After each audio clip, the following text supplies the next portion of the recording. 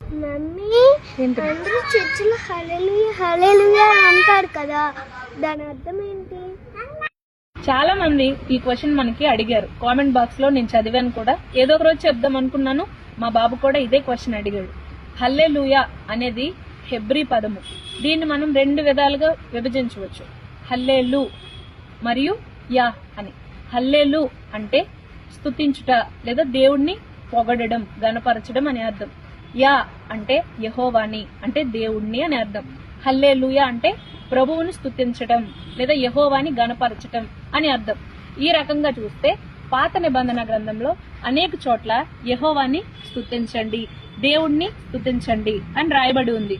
కొన్ని కీర్తనలు అయితే స్టార్టింగ్ ఎండింగ్ కూడా ఇదే పదంతో మనం చూస్తాం, ప్రభువుని స్తుతించండి అని. అంతేకాకుండా ప్రత్యేకించి మాకు రిఫరెన్స్ కావాలి అని అడిగిన వారికి చెప్తున్నాను. కొత్త నిబంధన గ్రంథంలో ప్రకటనలో 19వ అధ్యాయము 1వ వచనంలో ప్రభువుని స్తుతించండి అని రాయబడి ఉంది.